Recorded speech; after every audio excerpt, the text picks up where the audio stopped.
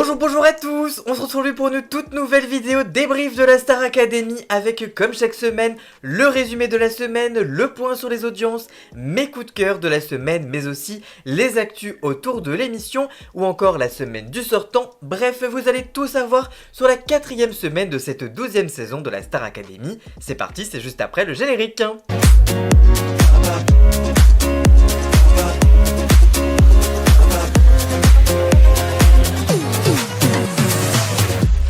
Après une 4e semaine de diffusion, c'est l'heure de votre débrief de la semaine et on commence comme chaque semaine par le résumé.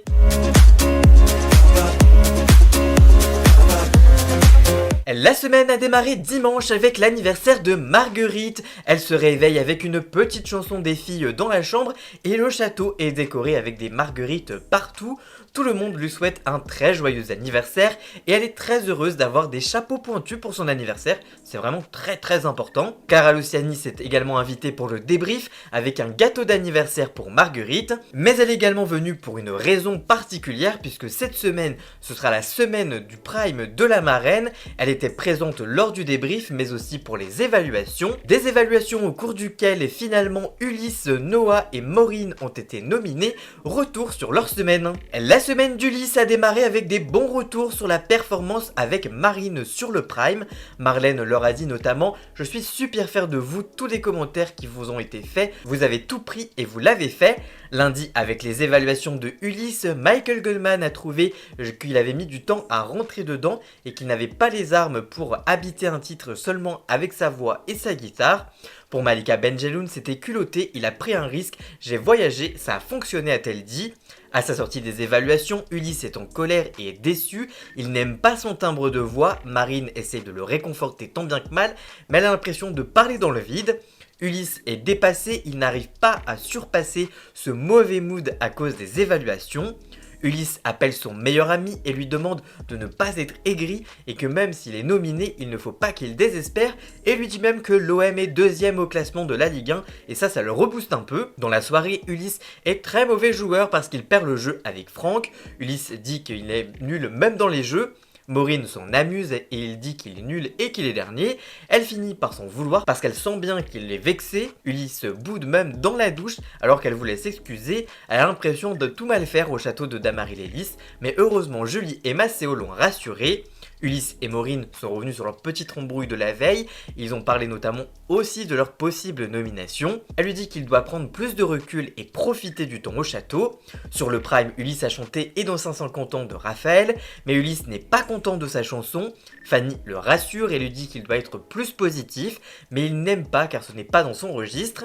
Le téléphone a également sonné cette semaine et c'est Clara Luciani qui les a appelés pour parler aux nominés. Ulysse lui explique qu'il est déçu de sa chanson et Clara Luciani lui explique qu'elle était choriste pour Raphaël et elle lui dit que la chanson est super modulable et qu'il peut se l'accaparer comme il le sent.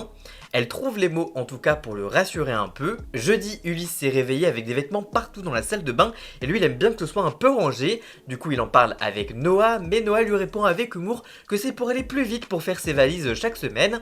En tout cas Ulysse lui a fait ses valises pour rien puisqu'il a été sauvé par le public. On continue avec la semaine de Maureen. Lors du débrief de ce dimanche, Clara lui a dit « Je me suis dit que tu devais être évident, on sent qu'il y avait un truc où il veut surprendre avec sa chanson et tu t'en sors super bien. Tu t'adaptes, tu le suis, tu te casses jamais la gueule, c'est propre, chapeau Maureen ».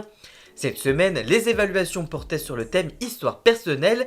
Maureen s'est donc confiée et a craqué en racontant son histoire, et notamment qu'elle a subi du harcèlement scolaire, la séparation de ses parents, et qu'elle a tout plaqué pour faire de la musique, avec le soutien quand même de sa famille. Pour les évaluations, Michael Goldman a dit qu'elle a pris une chanson très grave, on entendait mal ce qu'elle disait, et du coup ça l'a pas bouleversée.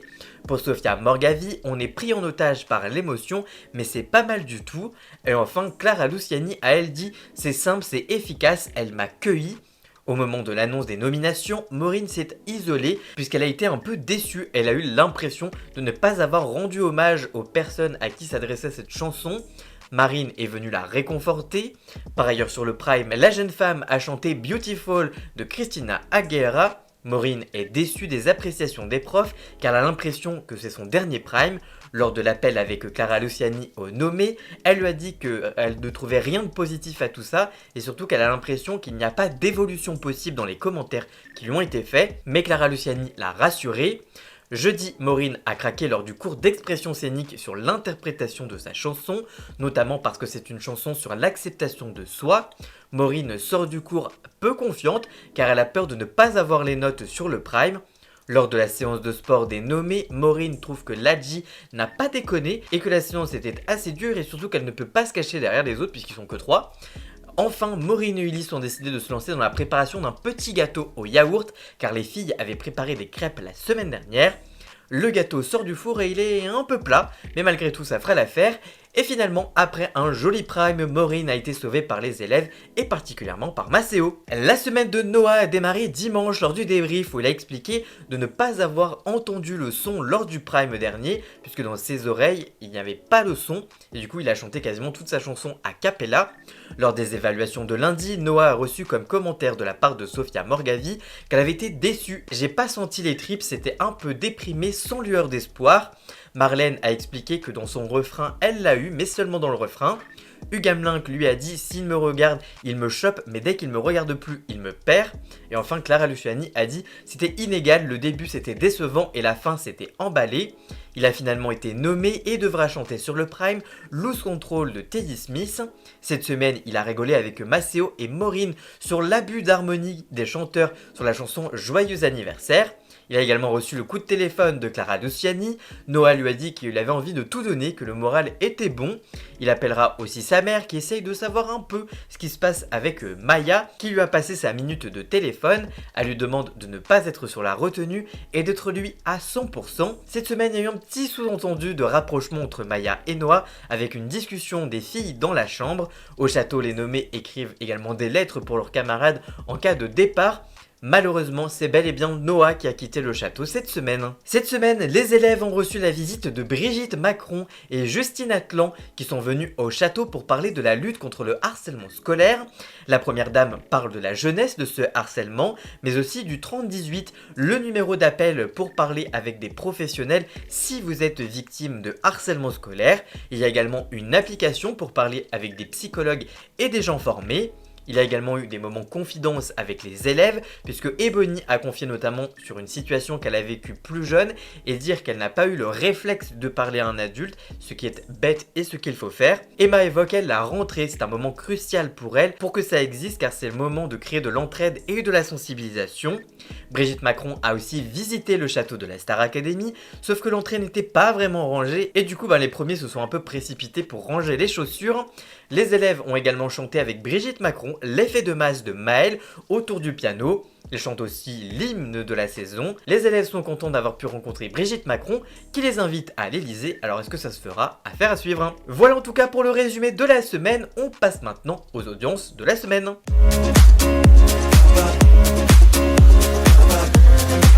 C'est l'heure des audiences. Cette semaine, TF1 diffusait une nouvelle semaine de la Star Academy avec Nico Saliagas et Karima Charny. Quel bilan pour cette nouvelle semaine? C'est l'heure du point sur les audiences. Pour cette 4e semaine de quotidienne, les audiences sont au beau fixe avec le meilleur score enregistré lundi et jeudi à égalité avec 1,6 million de téléspectateurs, soit 15,3% du public. Les audiences ont été au plus bas à 1,4 million de fidèles vendredi et en moyenne, les quotidiennes de la Star Academy ont convaincu cette semaine 1,6 million de téléspectateurs, soit 14,9% du public. La quotidienne se maintient en nombre de téléspectateurs, mais est en légère baisse en part de marché. En prime, TF1 est arrivé deuxième derrière France 2. La première partie de 21h14 à 22h35 a captivé 3 millions de téléspectateurs, soit 16,2% du public, pour 26,4% des femmes responsables d'achat de moins de 50 ans. La seconde partie jusqu'à minuit 15 a rassemblé 2,5 millions de téléspectateurs, soit 23,1% du public et 34% des ménagères. Samedi dernier, le prime avait rassemblé lors de la première partie 3,1 millions de téléspectateurs et 16,5% de part d'audience et en seconde partie 2,7 millions de part d'audience pour 20,6% de part d'audience. Voilà pour le point sur les audiences, on passe maintenant aux actus de la semaine.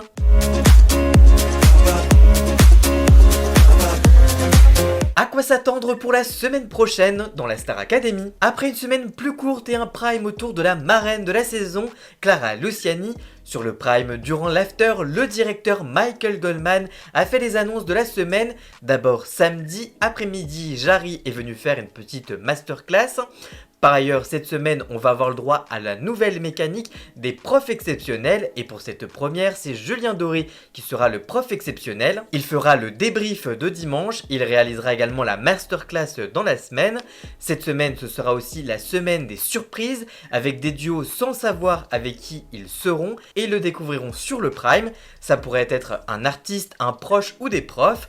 Enfin, les évaluations seront par surprise lundi matin, sans préparation, au lieu de le mardi, contrairement à ce que pensent les élèves qui imaginent que le prime sera samedi et les évals mardi, il n'en est rien. Adeline Tognetti, bientôt de retour à la télévision. Écartée de la saison au cours de la Star Academy, Adeline Tognetti est déjà de retour en télévision. En effet, selon Clément Garin, la coach vocale rejoint le jury d'un nouveau télécrochet de France 3 qui a été tourné ces derniers jours en Alsace. Ce nouveau concours s'inscrit dans la lignée des nombreux concours régionaux que propose France 3 depuis quelques années et celui-ci sera la cible des chorales dans l'Hexagone. Le nouveau divertissement qui sera la meilleure chorale de France sera animé par Cyril Ferraud qui avait déjà animé ces dernières saisons. Quelle sera la meilleure recette, quel est le meilleur chant folklorique ou encore quelle sera la meilleure danse folklorique.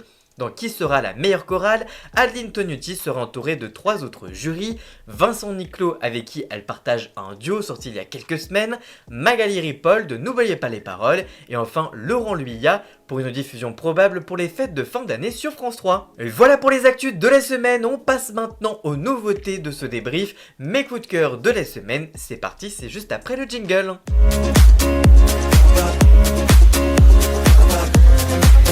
Nouveauté cette année, c'est le moment où je donne un petit peu mon avis, qui pour rappel est purement personnel et loin d'être un expert de la musique. Mon premier coup de cœur va pour Marguerite qui s'est révélée après son duo avec Oshi. Elle a fait une super évaluation lundi et elle s'est même qualifiée sur le top 3 et l'a même remporté. C'est donc une très belle semaine pour Marguerite. Mon deuxième coup de cœur c'était pour Noah qui pour moi a fait une belle semaine malgré sa nomination. Il a fait une évaluation plus que correcte, avec beaucoup d'entrain j'ai trouvé. Il est resté très positif toute la semaine et son élimination va fortement manquer au château. Et enfin, mon troisième coup de cœur, c'est pour Julie. La jeune femme a voulu se révéler cette semaine dans son évaluation, mais est passée un peu à côté. Mais après un coaching avec Fanny Delegue, elle a fait une super performance sur le Prime. La nouvelle Julie est née chien. Voilà pour mes coups de cœur de la semaine et on termine cette émission avec la semaine du sortant. Et cette semaine, on s'intéresse à la semaine de Thomas.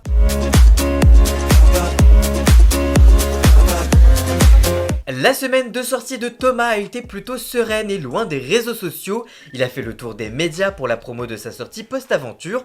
D'abord dans Quotidien, puisqu'il s'est rendu sur le plateau de Yann Barthès, où il a notamment rencontré Camille Cotin, rien que ça. Thomas est également allé à la radio dans Décibel de Émilie Mazoyer sur France Bleu. Toujours sur France Bleu, il a participé également au podcast de Romain Fressus, Génération Star Academy. Thomas a également participé à l'interview de la youtubeuse Alix Grousset, désormais disponible sur TF1+. Il a aussi fait plusieurs médias en ligne. Thomas a fait très peu de stories cette semaine, donc il n'y a pas grand chose à dire dans cette semaine du sortant. La semaine prochaine, en tout cas, on s'intéressera à la semaine de sortie de Noah, et on espère qu'il sera un petit peu plus actif sur les réseaux sociaux.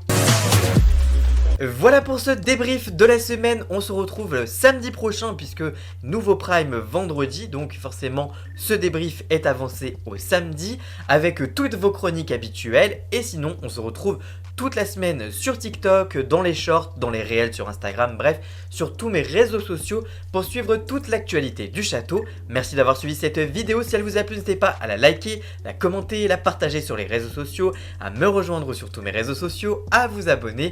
Nous, on se retrouve très vite pour une toute nouvelle vidéo, à très bientôt, ciao ciao.